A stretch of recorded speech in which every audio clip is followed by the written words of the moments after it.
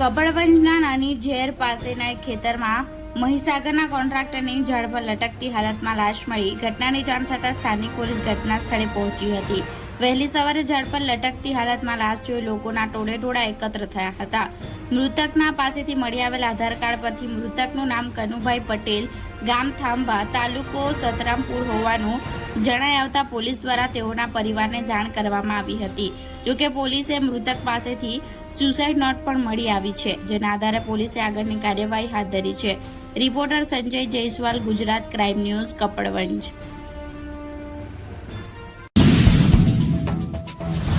જી, આજે આત્મહત્યાનો બનાવ બન્યો હતો આપણા વિસ્તારમાં, શું છે આખી વિગત?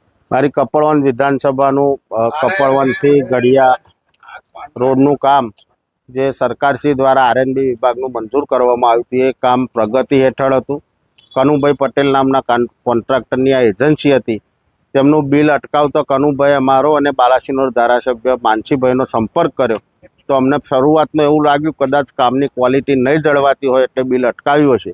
તો અમે ઉપરના અધિકારીઓને રજૂઆત કરી. તમામ અધિકારીઓએ ચકાસણી કર્યા પછી પણ એનું કામ ફરીથી શરૂ કરાવ્યું અને ત્યાંના ડી કડિયાભાઈ દ્વારા અને એમના એસઓ દ્વારા ઊંચી ટકાવારીની માગણી કરવામાં આવતો એ ટકાવારી આપી શકે તેમ ન હતા, એમને પોસાતું ન હતું, માટે આ બિલ અટકાવવામાં આવ્યું હતું. સરવાળે બિચારા કોન્ટ્રાક્ટરે આજે આત્મહત્યા કરવું પર મજબૂર થવું પડ્યું અને આ ખૂબ જ દુઃખદ ઘટના છે.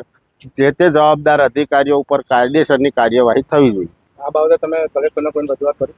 મેં કલેક્ટરશ્રીને ટેલિફોનિક રજૂઆત હમણાં જ કરી છે કે આ સમગ્ર ઘટના આ રીતની બની છે અને તમે જિલ્લાના વડા તરીકે પણ અંગત રસ લઈ અને જે કોન્ટ્રાક્ટરે આત્મહત્યા કરી છે, સુસાઇડ નોટમાં જેના નામ લખ્યા છે, એ તમામ ઉપર કાયદેસરની કાર્યવાહી કરીને એના પરિવારને ન્યાય અપાવવું જોઈએ. સુસાઇડમાં કોના નામ?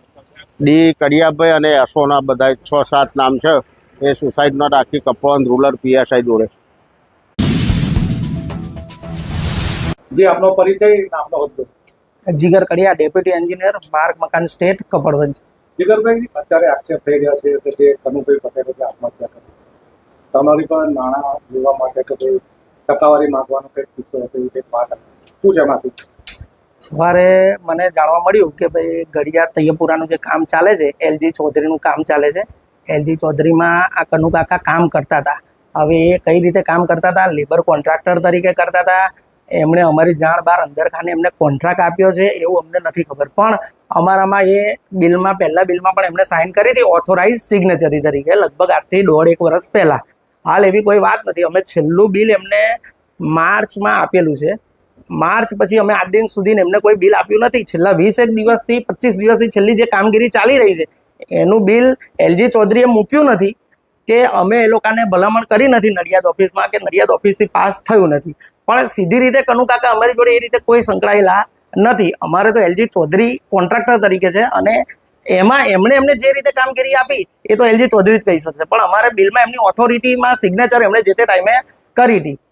કામમાં કઈ નબળી કામગીરી હોય એવું કઈ હતું? કામગીરીઓ માટે અનેકવાર નોટિસ આપી છે. અમારે ત્યાં 4-5 કામ ચાલે છે. બધા કામમાં અમે સેમ થીમથી ચાલીએ છીએ. અમે વોટ્સઅપ ગ્રુપ બનાવ્યા છે, એમાં સૂચના આપીએ છીએ, રૂબરૂમાં સાઇટ ઉપર બી સૂચના આપીએ છીએ અને વારંવાર સમયાંતે પત્રોમાં પણ અમે જાણ કરીએ છીએ. કનુભાઈ કેટલી તમે નોટિસ આપી? તૈયપુરાના કેસમાં અમે લગભગ 6-7 નોટિસ આપી હશે. નડિયાદ ડિવિઝન સાહેબને પણ જાણ છે, સાહેબે પણ નોટિસ લખેલી છે. એટલે કનુભાઈ મુખ્ય કોન્ટ્રાક્ટર છે? નહીં, એલજી ચૌધરી છે એ લાલજીભાઈ મુખ્ય છે. એલજી ચૌધરીનો અમારી જોડે કોન્ટ્રાક્ટ થયેલો છે. એમને પેટા માંગેલું એવું?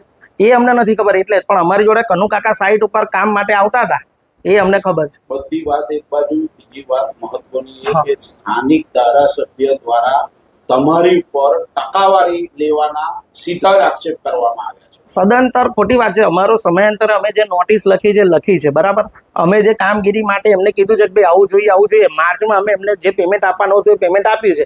હાલ જે કામગીરી ચાલી રહી છે એમાં અમે પેમેન્ટ નથી આપ્યું, કારણ કે એમણે ડિમાન્ડ પણ નથી કરીને હજુ કામ ચાલુ છે. આજે પણ સવારે ડામાંથી ગાડી નીકળી બે, પણ આવા બનાવ બન્યા એટલે પછી ત્યાં કામ એમણે સ્થગિત કરી દીધું. તો સ્થાનિક ધારાસભ્યને તમારી સાથે કોઈ દુશ્મની છે એવું લાગી રહ્યું તમને? એવું મને કશું લાગી રહ્યું નથી અત્યારે. હવે એમણે કેમ કીધું એ તો એ જ જાણતા હશે. અમે કેટલા કામ કરવું પડે? અમારી જોડે તો આ અત્યારે અમારે એલજી ચૌધરીમાં એકલા જ આવે છે. આ એલજી ચૌધરીમાં જ આવે છે. અમારે ત્યાં બીજા કામ છે, વિમલ કન્સ્ટ્રક્શનનું, જયંતિભાઈનું કઠલાલમાં ચાલે છે, પછી શ્રીરામનું ગરોડ અંતિસરમાં ચાલે છે, પછી નવનીતભાઈનું ઉત્કંઠેશ્વર મહાદેવ પૂરું થઈ ગયું, શ્રી રામનું એ જે ગરોડ અંતિસર છે એ પૂરું થવા આવ્યું છે. એ બધામાં એ ક્યાંય આવી રીતના આવતા નથી. એ બધાની ટીમ અલગ અલગ છે. ધારાસભ્યના આક્ષેપ બાબતમાં તમે શું કહેશો ફરીથી? એ સાહેબ જે કહે છે સાહેબ જ કહી શકે, એમાં એવી કોઈ વસ્તુ નથી. છેલ્લા ઘણા ટાઈમથી તો લાલજીભાઈ જાતે કામ કરે છે. કનુભાઈ જે પહેલા આવતા હતા એ બી એમણે તો સાઇટ ઉપર આવવાનું બંધ કરી દીધું.